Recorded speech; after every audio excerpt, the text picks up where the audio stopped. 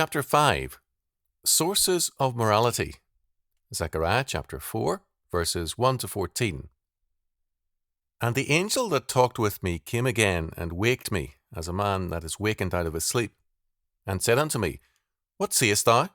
And I said, I have looked, and behold a candlestick all of gold, with a bowl upon the top of it, and his 7 lamps thereon, and 7 pipes to the 7 lamps which are upon the top thereof, and 2 olive trees by it, one upon the right side of the bowl, and the other upon the left side thereof. So I answered and spake to the angel that talked with me, saying, What are these, my lord? Then the angel that talked with me answered and said unto me, Knowest thou not what these be? And I said, No, my lord. Then he answered and spake unto me, saying, This is the word of the Lord unto Zerubbabel, saying, Not by might, nor by power, but by my Spirit, saith the Lord of hosts. Who art thou, O great mountain? Before Zerubbabel thou shalt become a plain, and he shall bring forth the headstone thereof with shoutings, crying, Grace, grace unto it. Moreover, the word of the Lord came unto me, saying, The hands of Zerubbabel have laid the foundation of this house, his hands shall also finish it. And thou shalt know that the Lord of hosts hath sent me unto you. For who hath despised the day of small things? For they shall rejoice, and shall see the plummet in the hand of Zerubbabel with those 7. They are the eyes of the Lord, which run to and fro through the whole earth. Then answered I, and said unto him, What are these 2 olive trees upon the right side of the candlestick, and upon the left side thereof? And I answered again, and said unto him, What be these 2 olive branches, which through the golden pipes empty the golden oil out of themselves? And he answered me and said, Knowest thou not what these be? And I said, No, my lord. Then said he, These are the 2 anointed ones that stand by the Lord of the whole earth. It is imperative nowadays for any national magazine to be a success that it have a continual report on what other people are doing, their styles of dress, their activities. For any national periodical to overlook these things is to court financial ruin. So we have in every national publication a continual round of reporting on what is popular in art, on the newest fads in music, the far-out styles of clothing, the newest, most radical and most popular ideas in housing, and a variety of similar things. Moreover, we get an extensive reporting on this in every kind of communication media, television and radio, the daily newspapers, everywhere we turn. We are continually kept up to the moment on the most recent, the most modern, the most advanced style in everything. Of course, being up to date in terms of modernity is so essential that we have to retranslate our Bible so that it speaks with the idiom of today. We have to revamp the church so that it meets the modern dictates. We have this insistence on modernity, on meeting the changes, moods and fashions and styles of men everywhere we turn. Why? The answer is very simply this. Instead of being oriented to God and His Word, we are now oriented to the group. That which controls men today is no longer their conscience under God and His Word. It is no longer faith. It is the group. What other men are doing and what other people expect of them. This morning, out of curiosity, I checked the TV guide and, sure enough, there are several soap operas in the morning. Soap operas under radio achieved a great popularity, and soap operas also fall into this same category because they present not living in terms of principle, but living in terms of example, and their influence is religious on people. They present a continual example, and people today cannot act on principle because they have no faith. They act from examples, from following the group. This temptation is man's temptation in any age, but certainly in our age, the demand for meeting the dictates of the group rather than the Word of God is as prevalent as it has ever been in history. And so it is that the Word of God through the prophet Zechariah is especially timely for our age, I think, perhaps more timely than when Zechariah spoke.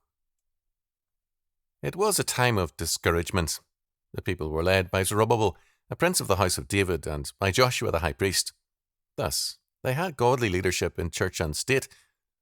But what was the state but a minor province of the Persian Empire, and Zerubbabel's powers were exceedingly limited, almost inconsequential.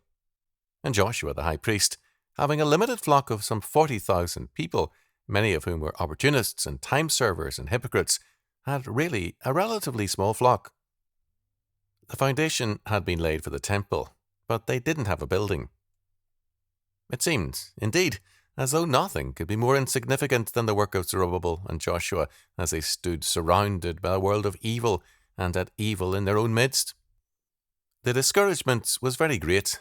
It seemed to them that all that they did was, more or less, futile and insignificant. Zechariah was given a vision of a golden lampstand. This golden lampstand was fed by golden pipes from 2 olive trees, one on either side. The olive oil flowed into the lamps to give a bright, burning flame, not a flickering flame, but a burning flame, supernaturally fed, coming from these 2 olive trees, inexhaustibly to this golden lampstand. Zechariah was perplexed by the vision and asked for the meaning. The golden lampstand, he understood. This was a symbol for the kingdom of God in all its fullness. But the 2 trees, what were they? These are the 2 anointed ones, he was told, that stand by the Lord of the whole earth. Verse 14. The anointed ones were Zerubbabel and Joshua, God's called servants in the church and in the state. God declared that man should not look at the feebleness of outward circumstances, but at the certainty of God's power, for the work of God's kingdom is not by human power. Its advancement or retardation is not the work of man, but the work of God. Therefore, if the strength to do God's work comes from God, the weakness and frailty of man cannot be an obstacle. For it is, as St. Paul declared, that when we are weak, that we are most strong in Christ. 2 Corinthians chapter 12, verse 10. Zerubbabel had very few resources, very limited powers, but the work was one which had been begun in the Lord and which was to be completed by God, and not by man. Therefore, however feeble Zerubbabel and Joshua appeared to be, there was more with them than there was against them. For, as God declared to Zechariah, not by might or by armies, nor by power, but by my Spirit, saith the Lord. Verse 6. This then was the choice. Were they going to move in terms of God or circumstances? If we are to move by circumstances, by what the group does and says, we're going to feel hopeless as we face the future because the world is against us, and circumstances, if they are going to dictate to us, require that we surrender our hope in God. If we are going to move by God, then we must not be disheartened by circumstances. It is not only unwise, it is definitely wicked to be disheartened because of the feebleness of our strength when it is God's work we undertake. We dare not, then, allow the enemies we must encounter or the work we must do to dishearten us, because God is our strength, our glory, and our hope, and to despair is to deny God. And so it is that God said to Zerubbabel, Who art thou, O great mountain? Before Zerubbabel thou shalt become a plain. Verse 7.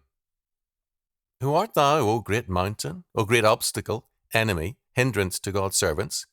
Before Zerubbabel the mountain shall become a plain, because it is through Zerubbabel that I shall bring forth my kingdom and my only begotten Son, and the hands of Zerubbabel, having laid the foundation of this house, his hands shall also finish it. Verse 9. And then, with an eye to all the people of God, the Lord declared, For who hath despised the day of small things? Verse 10. Who dares despise the day of small beginnings? Are you going to move in terms of sight or in terms of faith? If you are going to move in terms of sight, you will despise the day of small things, of small beginnings, and you will say, wherever God's work is begun, wherever a foundation is established in terms of God's purposes, this is futile. This is nothing as against the monstrousness of the evil. This is to despise the day of small things. God or circumstances? Will we allow circumstances to be our God, or will the Lord reign over us? Will we walk by faith or by sight? What will be the source of our morality? God or the group? Because when we allow examples, the group, to influence us, we say, the group is our source of morality rather than God and His Word. It is important to recognize that historically there have been two sources of morality. We are so used to thinking of morality, of ethics, as something that is derived from theology, the Word of God, that we forget that outside of the Bible, morality has never been derived from religion, from the Word of God. The historic source of morality, of ethics, has been politics, so that, historically, ethics has been a branch of political philosophy, of political science. Thus it was in antiquity. Thus it was in Greece, for example. Aristotle's ethics is a branch of his political theory. Man, he says, is a social, a political animal. His morality is to be determined by the state, by the group. And since political philosophy, political science, is the theory of man's relationship one to another, morality, ethics, is therefore a branch of politics. This was the theory in ancient Rome. This was the theory in ancient China, and it was political philosophers like Confucius who established morality in China. This is the morality of Shintoism, a political morality. This is the morality of every modern philosophy, of Marxism, of Fabian socialism, of our modern educational philosophies and their basic moral principles. Equality, brotherhood, democracy, and so on are derived from political philosophy, from the group. Nowhere, except in biblical faith, is morality derived from the doctrine of God and from the Word of God. I read this past week a very interesting book which gives a very concrete and, one might add, a very devout example of political morality. It is a work edited by Dr. Peter B. Neubauer, MD, published in 1965 with the title Children in Collectives, Child-Rearing Aims and Practices in the Kibbutz. It is a study of the children in the collective farms, the kibbutzim of Israel. These are socialist communities. They are concerned with, therefore, a systematic morality. Therefore, the morality is political. The whole world is one family, and on the collective, everyone present is one family. The children are not reared by their parents, but by the collective, and they must regard all as brother and sister, and all as their parents, all women as their mothers, and all men as their fathers. They are not brought up with their brothers or sisters or parents. They are reared together, and they are placed four to a room, 2 boys and 2 girls, until the age of 18 when they are drafted. The morality they are taught, the way of life they live, is regarded as highly moral because it is a part of the morality and of the philosophy of the state, and, for them, morality is a branch of politics. This is true in the Soviet Union. It is true throughout Western Europe. It is true in the United States.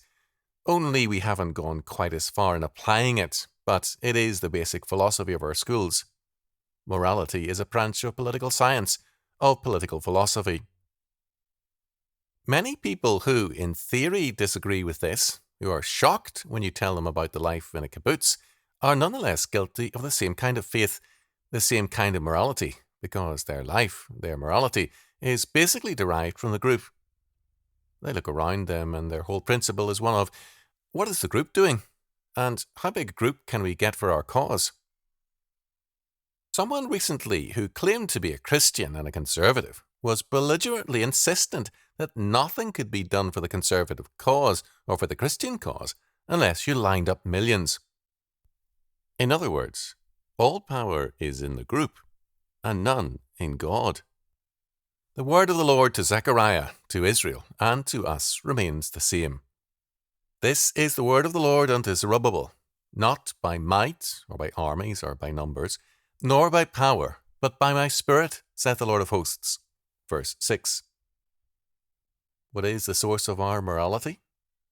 For who hath despised the day of small things? Verse 10. those whose faith is in the group, in the mob. Thus it is that the future belongs not to the millions, not to the masses, not to the majorities, but to dedicated groups like us and others who commit themselves unto God, to His Word, and to His Spirit, and who, trusting in the Word of God, refuse to despise the day of small things,